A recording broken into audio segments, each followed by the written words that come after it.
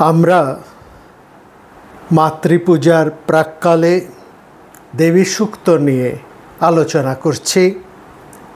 আজ তার দ্বিতীয় এবং শেষ পর্ব।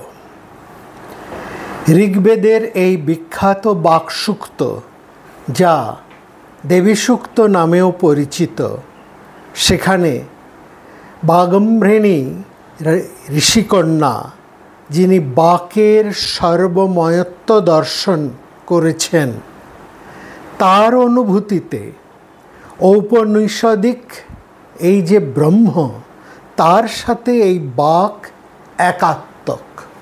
এটা আমরা গত পর্বে শুনেছি।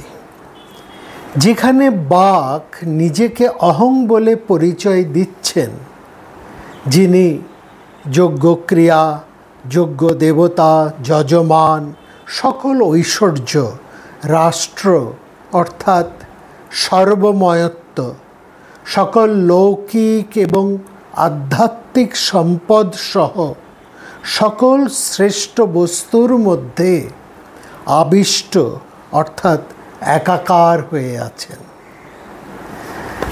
বাক শব্দ, বর্ণ, পদ, বাক্য সব মিলিয়ে এমন এক রহস্য, যেখানে ব্রহ্মবর্ণ স্বরূপিণী বাগদেবী অর্থাৎ সরস্বতী ব্রহ্মের স্বরূপতায় এক মহান তত্ত্বরূপে প্রতিষ্ঠিত। পরিষ্কার করে বলা যায়, ব্রহ্ম এবং সরস্বতী এক ও অভেদ। এ কথাই অনবদ্যভাবে উচ্চারিত হয়েছে এই দেবী সূক্ত বা বাকসূক্তে। এবার পরের সূক্তটির আলোচনায় আসা যাক।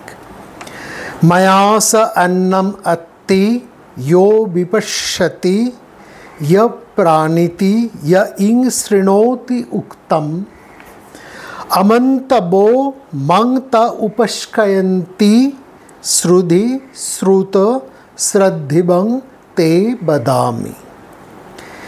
এখানে বলা হচ্ছে, জীব যে সমস্ত খাদ্যদ্রব্য গ্রহণ করে, অর্থাৎ সে খায়, ভক্ষণ করে, দেখে এবং বেঁচে থাকে, এই সমস্ত যে তার জৈবিক ক্রিয়াকর্ম, সেটা বলছেন বাক আমার দ্বারাই তা হয়ে থাকে।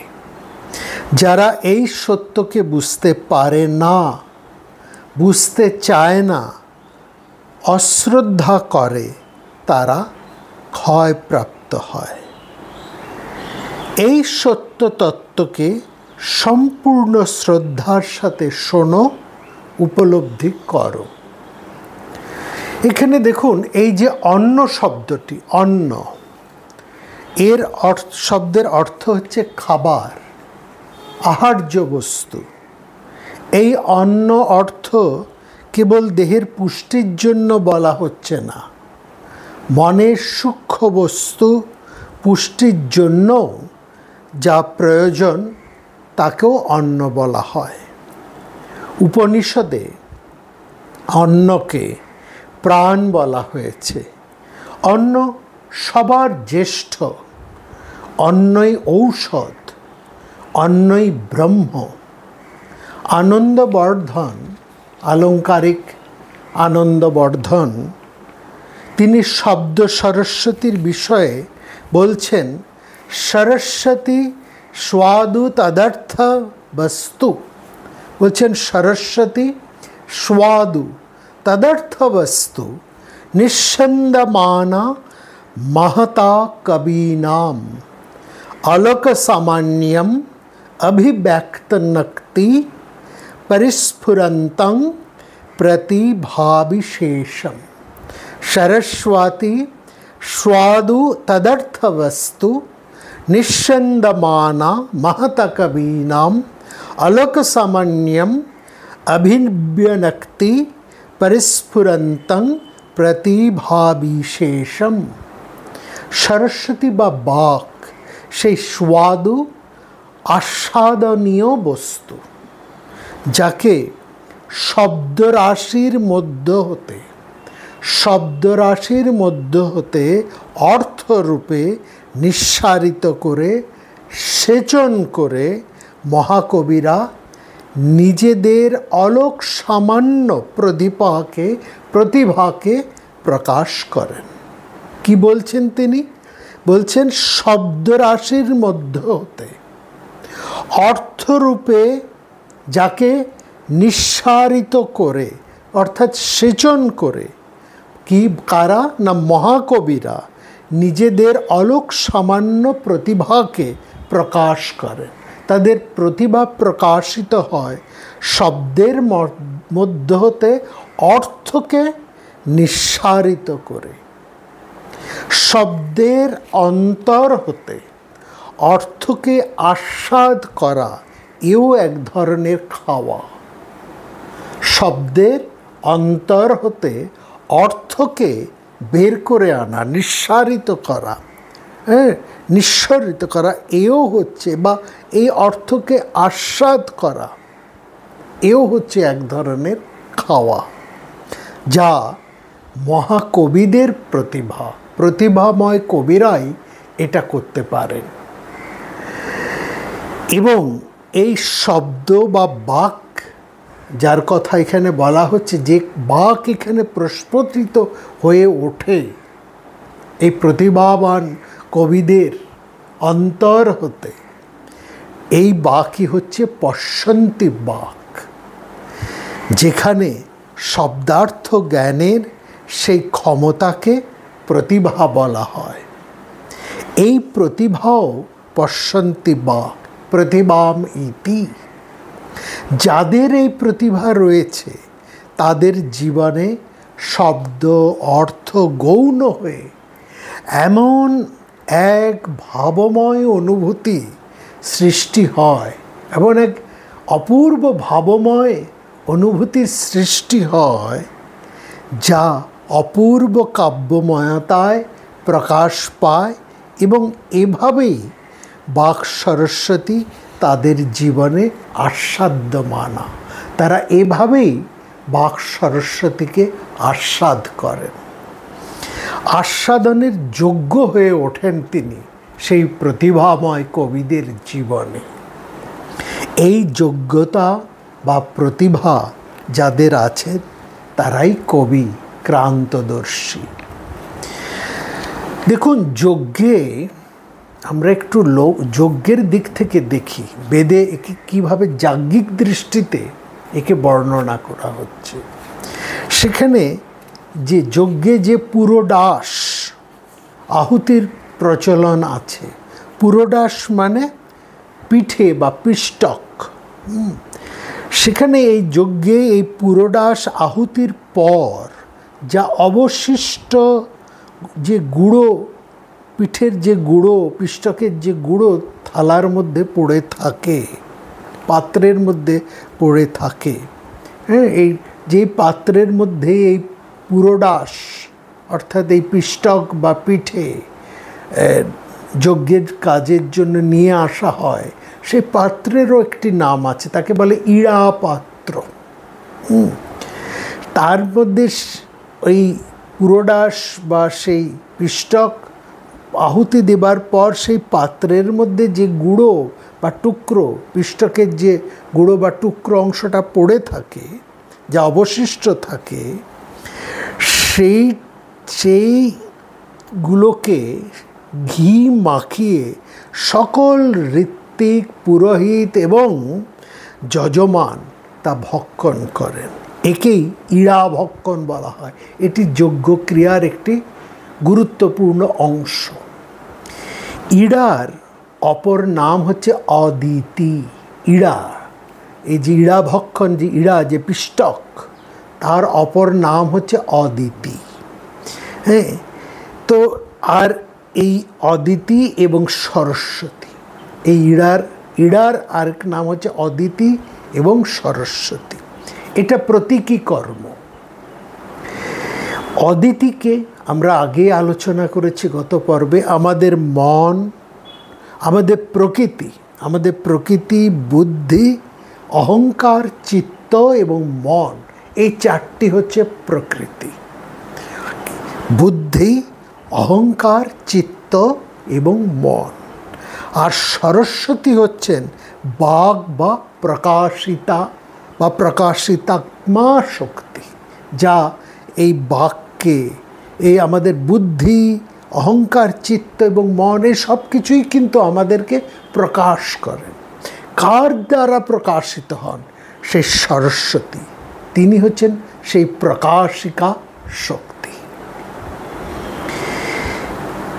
এই যে যজ্ঞক্রিয়া, তার যে এই যে বাইরের যে অনুষ্ঠান, যে ক্রিয়াকর্ম, তার তাৎপর্যটা বুঝতে হবে। তাৎপর্যটা অত্যন্ত গভীর। এই ইড়াভক্ষণ, এই যে যাবতীয় যে বাহ্যিক ক্রিয়ার কথা বলা হলো, তার তাৎপর্যটা অত্যন্ত গভীর, অত্যন্ত তাৎপর্যময়। কি সেই তাৎপর্য?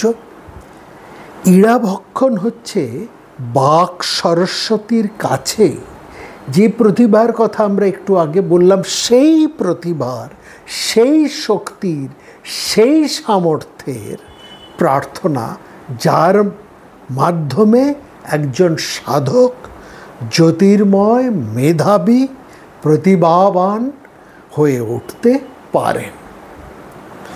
এই ইড়াভক্ষণ বা হবিশেষ ভক্ষণ একটা প্রতীকী আচার। এর তাৎপর্য হচ্ছে ঋত্বিক এবং যজমান একসাথে দেবতার প্রসাদ এবং দেবতাকেও আত্মসাৎ করেন, দেবতার প্রসাদকে গ্রহণ করেন, এবং শুধু তাই নয়, সেই দেবতাকেও আত্মসাৎ করেন। দেবতাকে আত্মসাৎ করার অর্থ সব দেবতার যা গুণ, যা বৈশিষ্ট্য, সেইটাকে অর্জন করা। এই যজ্ঞে দেবতার যা গুণ, তার যা বৈশিষ্ট্য, যার উদ্দেশ্যে এই যজ্ঞ ক্রিয়া, সেই সমস্ত গুণ এবং বৈশিষ্ট্যকে অর্জন করা, অর্থাৎ যা মানব জীবনের একটা সম্পূর্ণতা লাভ, যার উদ্দেশ্যে এই যজ্ঞ ক্রিয়া হয়। এই যজ্ঞ ক্রিয়ার এটাই হচ্ছে তাৎপর্য। এই সূক্তে বলা হয়েছে, যিনি আমাদের সর্বকর্মের প্রেরণাদাত্রী, যিনি আমাদের সর্বকর্মের প্রেরণাদাত্রী, যার করুণায়, যার শক্তিতে আমাদের সকল সামর্থ্য, যিনি আমাদের প্রাণ স্বরূপ, তার প্রতি যদি আমরা উদাসীন হয়ে থাকি, তাকে যারা অমন্তবঃ, অন্তর্যামিনী রূপে না জানে, অমন্তবঃ মানে অন্তর্যামিনী রূপে না জানে, না চিনতে পারে, বা গর্ব অহংকার বশত উপেক্ষা করে, তারা উপস্ক্ষয়ন্তি মানে ক্লেশ ভোগ করে। উপস্ক্ষয়ন্তি মানে ক্লেশ ভোগ করে। বারংবার এই সংসারের যাতাকলে বাধা পড়ে থাকে, মোক্ষ লাভ বা মুক্তি লাভ তাদের ঘটে না। আর যদি শ্রদ্ধাবান হও, তবে এই বাক সরস্বতীর আশীর্বাদে শ্রদ্ধৃবং শ্রদ্ধালভ্য আত্মজ্ঞান বা ব্রহ্মতত্ত্ব লাভ করবে। অর্থাৎ জ্ঞানই হচ্ছে মুক্তির দুয়ার। যতক্ষণ তোমার সেই প্রকৃত জ্ঞান লাভ না হচ্ছে, জগতে তোমার মুক্তি অসম্ভব। এই মুক্তি লাভ করতে পারো একমাত্র তার প্রতি শ্রদ্ধাবান হয়ে। বাক সংস্কৃতে স্ত্রীলিঙ্গ শব্দ। তিনি সেই শক্তির অধিষ্ঠাত্রী দেবতা। শব্দ, পদ, বর্ণ, বাক্য সব নিয়েই এমন এক বিরাট শক্তির অভিব্যক্তি, যিনি কেবল শোনার শব্দ বা ধ্বনি মাত্র নয়। কেবল তিনি ধ্বনি মানে শোনার, আমরা যে উচ্চারণ হলে যে ধ্বনি যে শুনছি, এই ধ্বনি মাত্র নন। তিনি চোখ অর্থাৎ দেখারও বিষয় বা শক্তি, যে শক্তির মাধ্যমে আমরা দেখি, দেখার শক্তি, দৃষ্টিশক্তি। আর এই সত্যকে সম্যকভাবে উপলব্ধি করেই ঋষি কবি দণ্ডী বলছেন, এই শব্দ সরস্বতী যদি না থাকতেন, যদি তার জ্যোতির্ময়ী দ্যুতি না থাকত, তাহলে তিন ভুবন, সমস্ত সংসার ঘন অন্ধকারে ডুবে যেত। यदि শব্দাহং জ্যোতিরা সংসারং ন দীপ্যতে, অর্থাৎ এই বাক জ্যোতি প্রাণী সমুদায়, জীব জগতের অন্তরাকাশকেও উদ্ভাসিত করে তোলে। কেবল বাইরের দেখা নয়, ভেতরের দেখাকেও উদ্ভাসিত করেন। অর্থাৎ বাইরের দেখার শক্তিও তিনি দান করেন, বাইরেও তার জ্যোতির প্রকাশ, আলোকেই তো আমরা দেখতে পাই, অন্ধকারে তো আমরা দেখতে পাই না। বাইরে আলো ফুটে উঠলেই আমাদের চোখ দেখতে পায়। চোখের দৃষ্টিশক্তি যতই থাকুক, আলো যদি না থাকে তাহলে আমরা দেখতে পাই না। এই আলো এসে বস্তুর মধ্যে পড়ে, তার রিফ্লেকশনে আমরা দেখতে পাই। এই দেখা কেবল বাইরের দেখা নয়, তিনি কেবল বাইরের জ্যোতির্ময়ী নয়, তিনি আমাদের অন্তরকেও আলোকিত করে তোলেন, উদ্ভাসিত করে তোলেন তার জ্যোতির্ময়ী সত্তায়। অর্থাৎ আমরা সত্যকে, প্রাণী সমুদায়, জীব জগতের অন্তরাকাশকেও, অন্তরের যে আকাশ, অন্তরাকাশকেও যেহেতু তিনি উদ্ভাসিত করে তোলেন, সেই জন্য আমরা ভেতর আর বাইর দুই আমাদের কাছে প্রকাশিত হয়ে ওঠে। ব্রহ্মস্বরূপা পরমা জ্যোতিরূপা সনাতনী।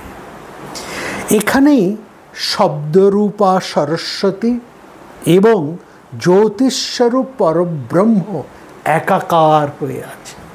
ব্রহ্ম হচ্ছেন সেই পরম শক্তি যিনি আমাদেরকে প্রকাশ করেন, আর সরস্বতী হচ্ছেন ব্রহ্মের সেই শক্তি যার দ্বারা ব্রহ্ম প্রকাশিত হয়ে ওঠে। তার কৃপাতেই শ্রদ্ধাবান, শ্রদ্ধালভ্য আত্মজ্ঞান লাভ করতে পারে। একজন শ্রদ্ধাবান, শ্রদ্ধালভ্য আত্মজ্ঞান লাভ করতে পারেন এই বাগ জ্যোতির কৃপায়। এই প্রার্থনা তো করছেন মহর্ষি যাজ্ঞবল্ক্য। স্মৃতি শক্তি, জ্ঞান শক্তির, বুদ্ধির শক্তি স্বরূপিণী, প্রতিভা কল্পনা শক্তির ইয়াচস্তস্যৈ নমো নমঃ। যেখানে যাজ্ঞবল্ক্য তিনি সেই মহাদেবীর কাছে কি প্রার্থনা করছে দেখুন। প্রার্থনা করছেন স্মৃতি শক্তি, জ্ঞান শক্তি, বুদ্ধি শক্তি। স্মৃতি, জ্ঞান এবং বুদ্ধি অর্থাৎ প্রজ্ঞা শক্তির প্রার্থনা করছেন। সেই সঙ্গে তিনি এইমাত্র নয়, সেই সঙ্গে তিনি প্রার্থনা করছেন প্রতিভা কল্পনা শক্তি, কল্পনা শক্তির প্রতিভা অর্থাৎ কাব্য শক্তি। কাব্য শক্তি, এই যে প্রতিভা, কল্পনা শক্তি, এটাই হচ্ছে মানুষের দূরদৃষ্টি, যা দেখে একটা ঘটনা দেখে আগাম কি ঘটতে পারে, এই যে দূরকে দেখা। এই যে কবিরকে যে ক্রান্তদর্শী প্রজাপতি বলা হয়, কবির এই যে প্রতিভা, কল্পনা শক্তি, এই সব প্রার্থনা করছেন যাজ্ঞবল্ক্য। স্মৃতির শক্তি, জ্ঞান শক্তির, বুদ্ধি শক্তি স্বরূপিণী, প্রতিভা কল্পনা শক্তি ইয়ার্ষতস্যৈ নমো নমঃ। তারপরে আমরা দেখছি গুরু এই যে প্রার্থনা যাজ্ঞবল্ক্য কখন করছে। গুরু বৈশম্পায়নের অভিশাপে যাজ্ঞবল্ক্যর সমস্ত শক্তি যখন বিলুপ্ত, তখন তিনি এই বাগদেবীর কাছেই জ্ঞান, বিদ্যা নব উন্মেষশালিনী এই প্রতিভা, গ্রন্থ রচনার ক্ষমতা, উপযুক্ত শিষ্যসহ তর্ক করার প্রার্থনা করছেন। কি কি প্রার্থনা করছেন? আগের প্রার্থনাগুলো তো আমরা জেনেছি। তিনি চাইছেন জ্ঞান, চাইছেন বিদ্যা, নব উন্মেষশালিনী প্রতিভা, ওই যে দূরদৃষ্টির কথা আমরা বলেছি, কাব্যশক্তি, গ্রন্থ রচনার ক্ষমতা এবং তার সাথে উপযুক্ত শিষ্যসহ তর্ক করার ক্ষমতা বা তর্ক ক্ষমতা তিনি প্রার্থনা করছেন। একা তিনি তর্ক করবেন না, তাকে সমর্থন করার জন্য, সাহায্য করার জন্য উপযুক্ত শিষ্যেরও প্রার্থনা করা হচ্ছেন এই বাগদেবী, যিনি জ্ঞানস্বরূপিণী, তার কাছে। ব্রহ্মস্বরূপা সনাতনী জ্যোতির্ময়ী সরস্বতীর কাছে ব্রহ্মবিদ্যা প্রার্থনা করছেন মহর্ষি যাজ্ঞবল্ক্য। কেবল তিনি নন, কেবল যাজ্ঞবল্ক্যই একমাত্র নন। আমরা দেখছি এই প্রার্থনা, একই প্রার্থনা করছেন স্বয়ং প্রজাপতি ব্রহ্মা। প্রজাপতি ব্রহ্মা হতে স্বয়ং অনন্তদেব, দেবগুরু বৃহস্পতি, ব্যাস, বাল্মীকি প্রত্যেকেই জ্ঞান, ধীশক্তি, কাব্য প্রতিভা সহ ব্রহ্মবিদ্যা লাভের জন্য ভারতী সরস্বতীর শরণাপন্ন হয়েছে। अहमेव स्वयं इदं वदामि जुष्टं देवेभिरूतं मनुष्येभि। परे श्लोके আমরা আসছি, अहमेव स्वयं इदं वदामि जुष्टं देवेभिरूतं मनुष्येभि। আমি স্বয়ং নিজেই, বাগদেবী বলছেন এই দেবী সূক্তে, বাক সূক্তে স্বয়ং বাগ বলছেন, আমি স্বয়ং নিজেই, স্বয়ং ইদং, সেই বহু প্রার্থিত, বহু আকাঙ্ক্ষিত, বহু সুর নর সেবিত জুষ্টং, অর্থাৎ এই ব্রহ্মতত্ত্বের কথা বলছি। তিনি এই ব্রহ্মতত্ত্বের কথা বলছেন। কীরকম সেই ব্রহ্মতত্ত্ব? না বহু প্রার্থিত, বহু আকাঙ্ক্ষিত এবং সুর নর সেবিত এই ব্রহ্মতত্ত্বের কথা বলছে। জুষ্টং শব্দের অর্থ হচ্ছে প্রার্থিত, আকাঙ্ক্ষিত বা সেবিত। দেবেভি মনুষ্যেভি, যা দেবতারা মানুষদের বহু প্রার্থিত, আকাঙ্ক্ষিত সেই ব্রহ্মতত্ত্ব, সেই ব্রহ্মতত্ত্বের কথা আমরা বলছি। কি সেই ব্রহ্মতত্ত্ব? কি সেই পরম জ্ঞান? কি সেই পরম সত্য? সত্য হলো যিনি দেখেন, বেঁচে থাকেন অথবা অন্ন ভোজন করেন, তিনি বাগ বলছেন, বাগদেবী বলছেন, যিনি দেখেন, বেঁচে থাকেন অথবা অন্ন ভোজন করেন, তিনি আমার সাহায্যে, আমার কৃপাতেই তা করেন। যারা আমাকে মানেন না তারা ক্ষয় হয়ে যান।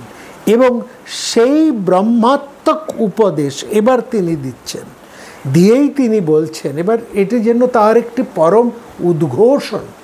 দেবী সূক্তের মধ্যে একটি দেবীর একটি পরম উদ্ঘোষণ আমরা এবার শুনতে চলেছি। কি সেই উদ্ঘোষণ? দেবী বলছেন, বাগদেবী বলছেন, আমার যাকে ইচ্ছা, ইয়ং ইয়ং কাময়ে, তাকে আমি স্রষ্টা হিসেবে, ত্বং ব্রহ্মাণং, তাকে অন্তর্দৃষ্টি ক্ষমতা সম্পন্ন ঋষি হিসেবে, ত্বম ঋষি, এবং তাকে মেধাবান, তাকে তং সুমেধম করি। ইয়ং ইয়ং কাময়ে তং তমুগ্রং কৃণোমি, তং ব্রহ্মাণং ত্বম ঋষিং তং সুমেধম।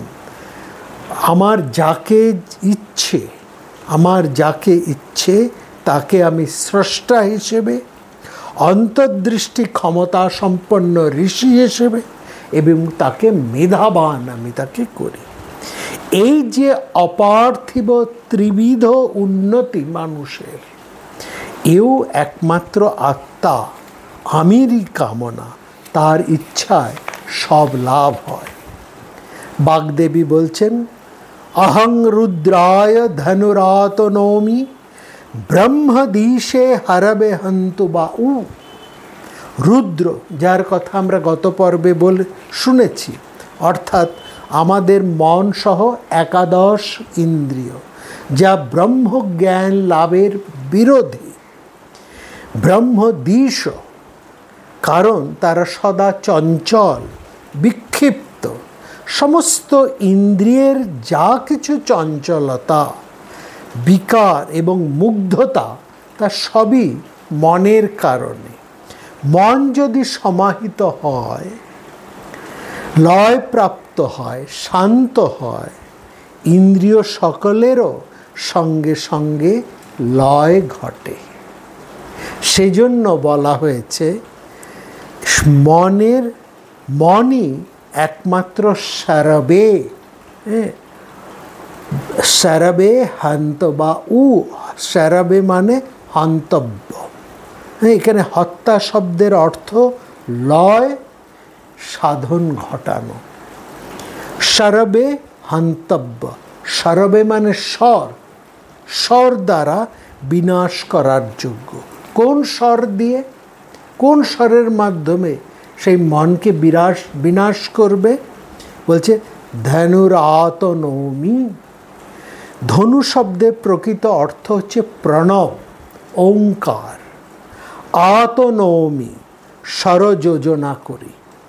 প্রণব ধনু, স্বরহি আত্মা, ব্রহ্ম তল্লক্ষ্যম উচ্যতে। প্রণব হচ্ছে ধনু, স্বর হচ্ছে আত্মা, আর ব্রহ্মই হচ্ছে পরম লক্ষ্য। ব্রহ্ম বা সেই পরম সত্যকে লাভ করতে হলে চঞ্চল অস্থির মনকে ওঙ্কার শব্দ দ্বারা, ওঙ্কার স্বর দ্বারা স্তব্ধ করতে হয়।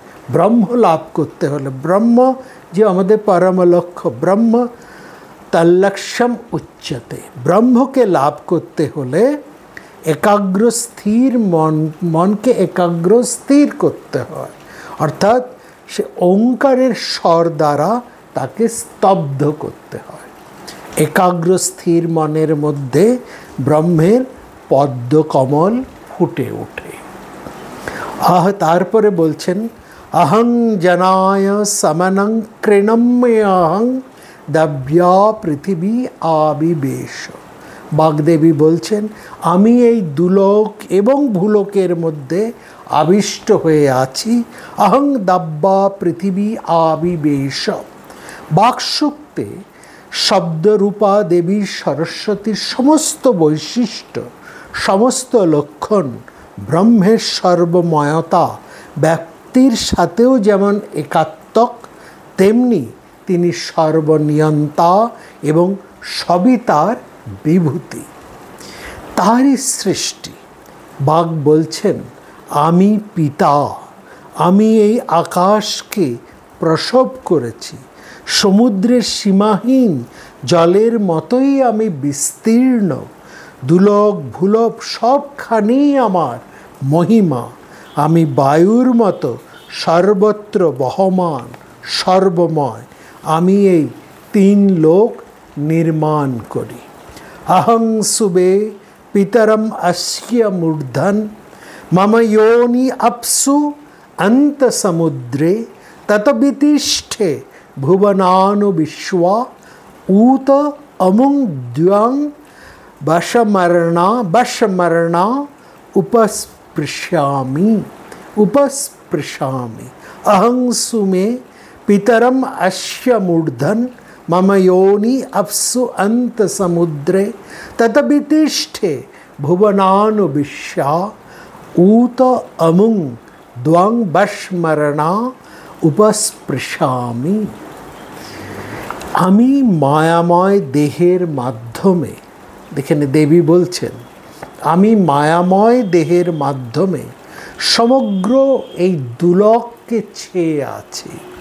ঊত অমুং দ্ব্যং বশমরণা উপস্পৃশামি, যা সাধারণ জীবের পক্ষে দূরবর্তী স্বর্গলোক, যাকে বিজ্ঞানময় কোষ বলা হয়েছে, এই আনন্দময় কোষের অভ্যন্তরে অবস্থিত বিজ্ঞানময় কোষ হচ্ছে মম যোনি, পরমাত্মার কারণ শরীর।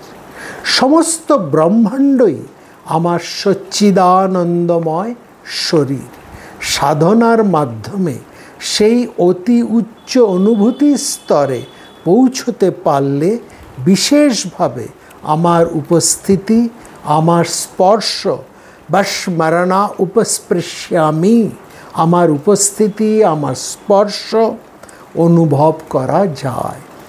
এই শব্দাত্মিকা ব্রাহ্মী শক্তিকে একজন সাধক অনুভব করতে পারেন তার মানসিক শক্তি দিয়ে, ধৈর্য বা ধী দিয়ে, এবং অবশ্যই অবশ্যই সাধনলব্ধ প্রতিভা, যাকে মনীষাও বলা হয়, তাই দিয়ে।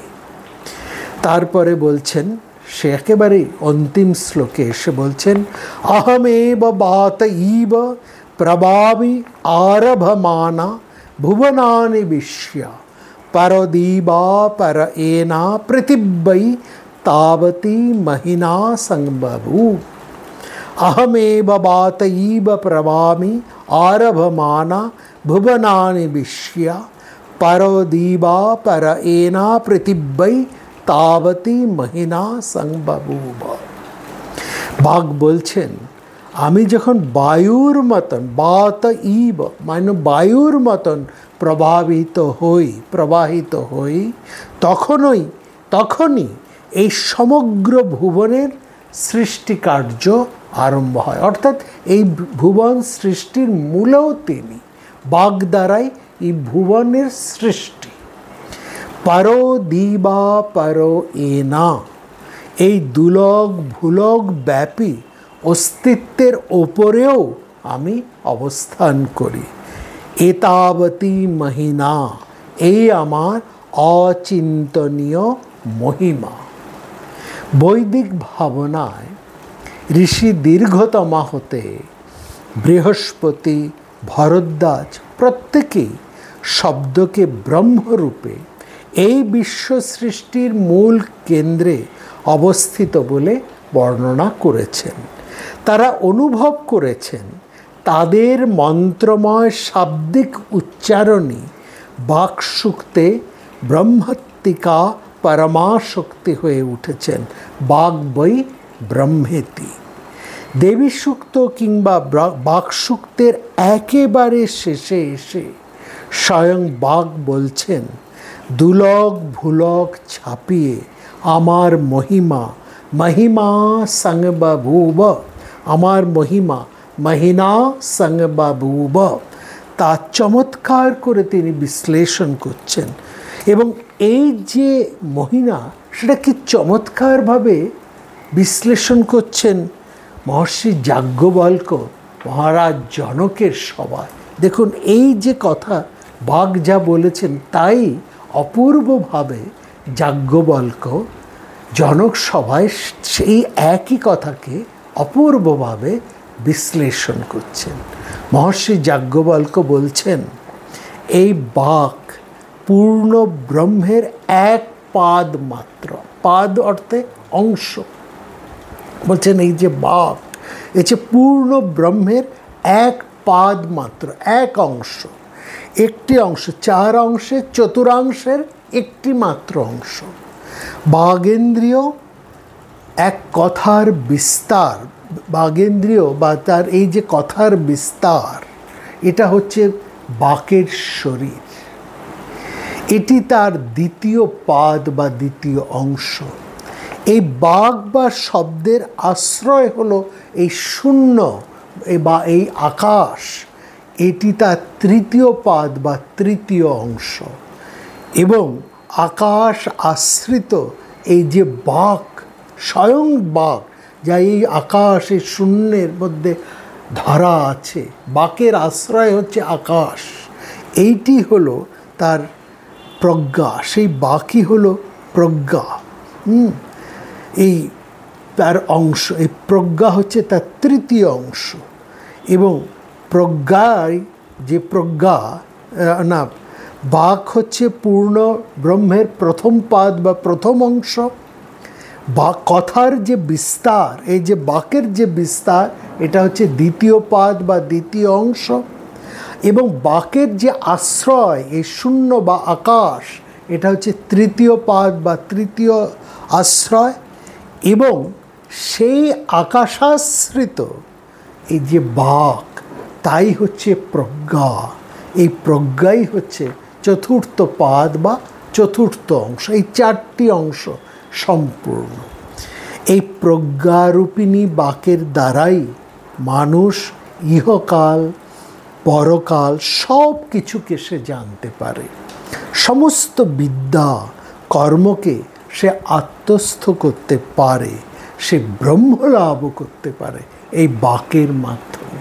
কারণ ব্রহ্মকেই তো এই বাক চিনিয়ে দিচ্ছেন, বাগজ্যোতি তাকেই চিনিয়ে দিচ্ছেন।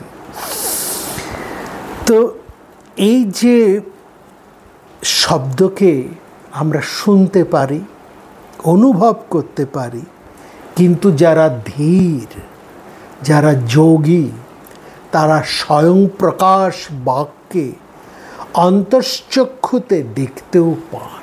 আমরা যা শুনতে পাই, অনুভব করতে পারি, একজন যোগী, একজন ধীর, তার সেই স্বয়ং প্রকাশ বাক্যে অন্তশ্চক্ষুতে তারা দেখতেও পান। তদ্গতেন মনসা পশ্যন্তি ইয়ং যোগিনা। এই ধ্যানাবস্থিত বাক্যেই বলা হচ্ছে পশ্যন্তি বাক। জৈমিনীয় ব্রাহ্মণ আরও সূক্ষ্মভাবে ব্রহ্মাত্মক বাকের পর পর পর্যায় বিভাগ বিশ্লেষণ করেছেন। জৈমিনীয় ব্রাহ্মণ বলছে বাকের প্রথম পাদ হলো মন, যা আমরা অনুভব করি। যেখানে একটি শব্দ ধ্বনিত হলো, একটা ধ্বনি, তাকে আমরা অনুভব করি। এই প্রথম পাদ হচ্ছে মন। দ্বিতীয় পাদ হচ্ছে দৃষ্টি বা দেখা। তৃতীয় পাদ হচ্ছে শোনা বা শ্রোত্র। এবং চতুর্থ পাদ হচ্ছে বাক, অর্থাৎ কথা বলার শক্তি, ভাষা, শব্দ। তস্যা এতস্যৈ বাচমনঃ পাদ চক্ষুর্পাদ শ্রোত্রং পাদ বাগেব চতুর্থ পাদ। একজন মানুষ যা মন দিয়ে চিন্তা করে, যা ভাবে, তাই তার কথায় প্রকাশ পায়। যা দেখে তাই সে বর্ণনা করে শব্দে, কথায়। যা শোনে তাই সে কথায় বিস্তার করে। যেহেতু মানুষের মন, চোখ এবং মনের সকল কর্ম বাকের মাধ্যমেই প্রকাশিত হয়, তাই বাকই হচ্ছে সাম। তস্মাদ বাগেব সাম। এই মহিমায় বাক শব্দময়ী সরস্বতী। বৈদিক মন্ত্রমালা হতে যোগ্য উপকরণ, বিনিয়োগ এবং অন্তর্ভাবনায় পরম তাৎপর্যময়ী হয়ে বাক ব্রহ্ম হয়ে ওঠেন। আজকের আলোচনা আমরা শেষ করব মহামতি ঠাকুর অনন্তলালকে স্মরণ করে। তার কাছ হতে শোনা নাগরাজ অশ্বতর, যিনি অপূর্ব সরস্বতী স্তুতি বন্দনা রচনা করেছেন, সেই স্তুতিমালার খানিক অংশ উচ্চারণ করে। লক্ষ্য করার, নাগরাজ এমন শব্দ চয়ন করে ভাষার অপূর্বময়তায় এমন দেবী সরস্বতীর বন্দনা রচনা করেছেন, যেখানে অক্ষরস্বরূপা বাগদেবী অচিন্তনীয় পরম ব্রহ্মশক্তিতে ঝলমল করে পরিণত হয়ে উঠেছেন। বাকের মধ্যে সেই পরম ব্রহ্ম স্বয়ং অধিষ্ঠান করছেন জীব এবং জগতের সহাবস্থানে। তথা তৈ স্থিতং ব্রহ্ম जगत्त्वम् अशेषतः ओंकार अक्षर संस्थानं यत्तु देवी स्थिरास्थिरम् एवं देवी तया व्याप्तं सकलं निष्कलं च यत् अद्वैत अवस्थितं ब्रह्म यच्च द्वैते व्यवस्थितं तथा तयि स्थितं ब्रह्म जगत्त्वम् अशेषतः ओंकार अक्षर संस्थानं यत्तु देवी स्थिरास्थिरम् एवं देवी त्वया व्याप्तं सकलं निष्कलं च यत् अद्वैतं अवस्थितं ब्रह्म यच्च द्वैते व्यवस्थितम्।